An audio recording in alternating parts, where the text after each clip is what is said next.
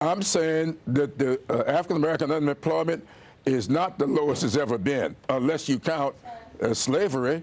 We were fully employed during slavery, so it all depends on how you measure this up.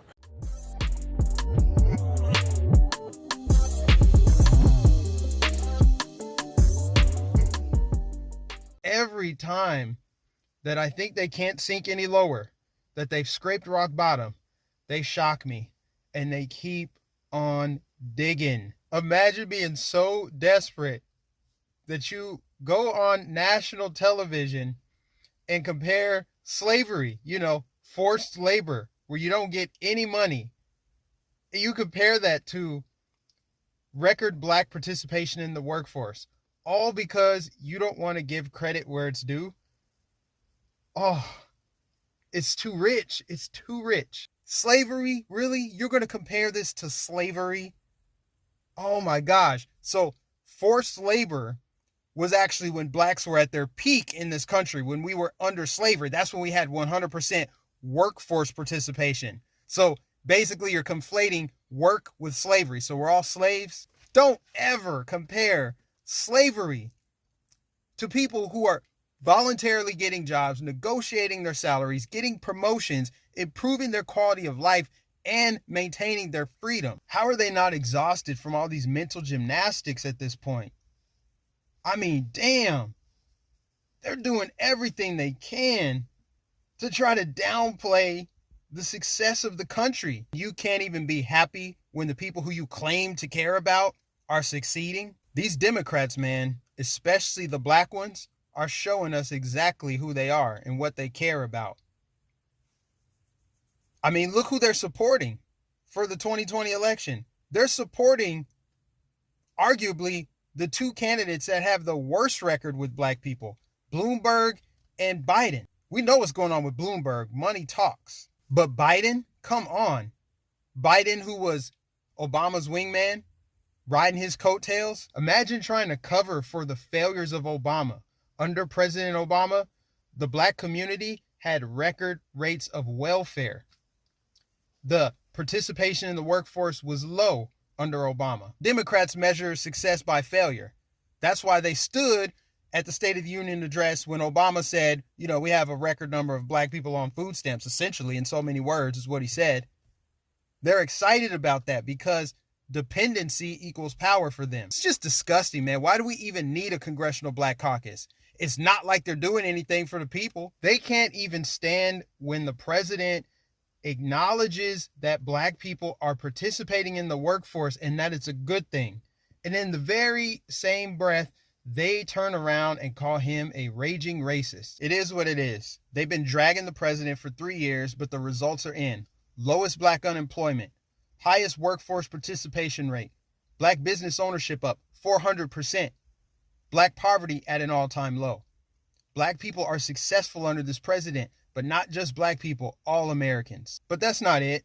On President's Day, Obama felt the need to tweet out that today's economy started under him and basically he deserves credit for it. Imagine your previous employer taking credit for your success at your next company. Obama taking credit for Trump's economy is like a coach of a football team that got fired. The next year they get a new coach and win the Super Bowl.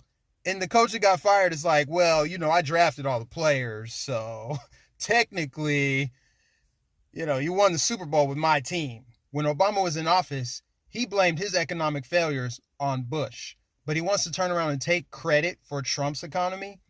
So based on that logic, who gets credit for George Washington's success? For Obama to tweet that on President's Day tells me he must be feeling some type of way about Trump's economy. Because first, he said, where are you going to get this magic wand? How are you going to negotiate that? How are you going to do it? But now that he's done it, Obama's like, that really started under me, right? I'm sorry, but that looks pathetic and desperate. Do you feel like less of a man, Obama? Seriously, why are you taking credit for Trump's economy when you had nothing to do with it? You might have put the tires on the car, but Trump's the one in the race, winning. The left, they can't get their story straight. Which one is it?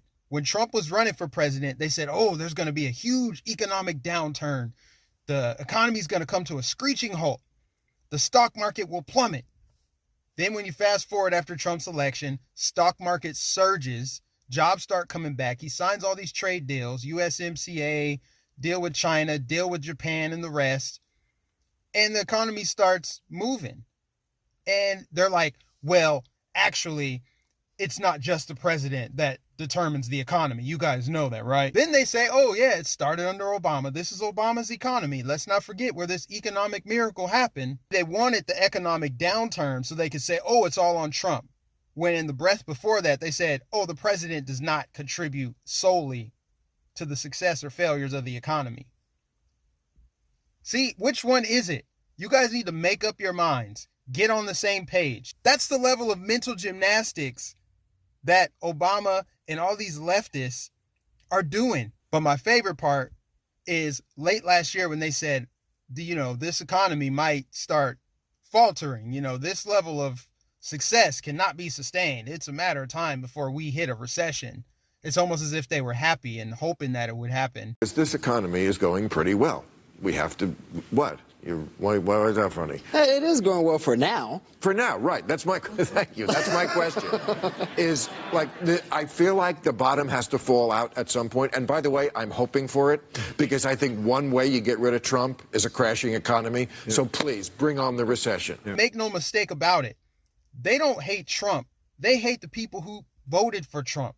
They want us to fail. They want Trump supporters and American citizens to fail, even people who hate Trump just as much as they do.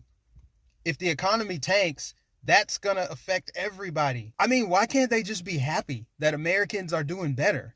Why do they have to point the fingers and say, well, actually it's Obama and Trump couldn't do it on his own. And if the economy tanks, then he did it all by himself. Aren't they exhausted? Aren't they tired? They should be. But these elites and these liberals, they're that disconnected from the common man. They're out of touch. They don't understand that all they're doing is fueling and galvanizing the voters. That's why they're going to lose, hopefully in landslide fashion. So bring on November 2020. And they'll be crying through 2024.